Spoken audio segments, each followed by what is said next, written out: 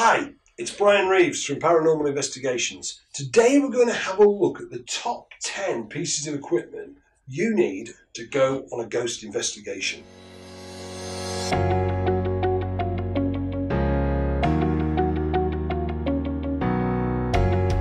The first bit of equipment we're going to look at is the ghost radio, known as the PSB7. This is a fantastic piece of kit. What this actually does is it scans white noise. It allows you to actually scan through white noise, and using white noise, it's a known fact that entities and spirits can speak back to you. It's a fantastic bit of kit, works on batteries, can be connected to a speaker, and it's one of the essential things you need when you're out on a ghost investigation. The second piece of kit you actually need to go out with is a field recorder. Now these vary from very cheap ones. This happens to be a Zoom H5, quite an expensive one with a lovely set of condenser mics on top with a mic gain so you can turn the mic up.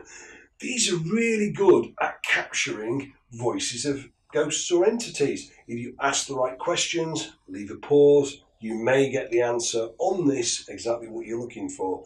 You can also use this in conjunction with, for instance, the ghost radio, because the ghost radio doesn't record, where this can be actually used to record the sound from the ghost radio. Or you can use it with a camera, an action camera, which obviously is the sound's very poor on, but put this in the same room and you're recording the sound at the same time as you're filming. So that's the EVP recorder. The third most important piece of equipment you need is your action camera. This is a full spectral action camera that works with an infrared light. Obviously on an investigation you can use this to go and record all of the sights as you go around the building, or you can put it static in a room, leave it with a voice recorder or with LED lights and then see what happens. Fantastic bit of kit and well worth the money. Another piece of essential equipment that you can use on an investigation is a K2 meter. This is an electromagnetic field meter. Now what this actually does, if I turn it on, it has a series of LEDs. The stronger the electromagnetic field, the more LEDs it lights up. Now again, we know that if there is a ghost or an entity, it can use electromagnetic fields to speak to you. It's easy to carry around, it's easy to put on a table and put a camera towards it, which will then show any electromagnetic field spikes. And it's fantastic for debunking. If you go on a ground survey first, you can find where there is natural sources of EMF so you can debunk them before you do the investigation. Next piece of equipment is the MEL Meter. The MEL Meter is another piece of kit that actually picks up electromagnetic fields, but the big advantage with the MEL Meter, it also has built into it a temperature gauge, so you can actually see what temperature is in the room. It's a known fact that if electromagnetic fields are actually pulsed by some type of entity or ghost, then the temperature tends to go down. So you can actually again carry this around with you on your investigation, or you can place it on a table with a camera aiming at it. It's got a lovely backlight, red backlight, so you can actually see what the temperature is and the EMF reading and when it's spiking. So that's another piece of equipment for your armoury when you're out in the field.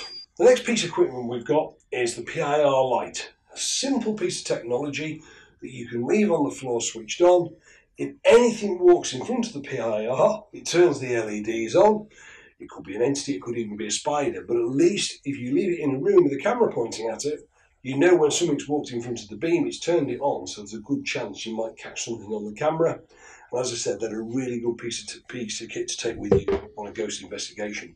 One of the next pieces of kit, this is the laser beam. Fantastic piece of kit. It's not got a standard one point of laser light like most have. What this does, it projects lights, and you can change it's like a kaleidoscope. You can change the pattern, and if anything walks in front of it in the dark, it breaks the green lights, so you can actually look for a shadow, for an entity, and if the camera's pointing at the wall where you're filming, you'll actually see when that entity crosses the wall in the dark. Again, simple piece of equipment, but works very, very well. One of the most important pieces of equipment to take with you for safety reasons is, of course, your standard torch. People forget about this, but in the dark, the last thing you want to do is fall down a lift shaft or fall through a floor where there's no floorboards. So a torch, most important piece of equipment. Mobile phone's great when you're on investigations. The big problem with a mobile phone, of course, is you may not get a signal, so make sure you have a few mobile phones on different networks.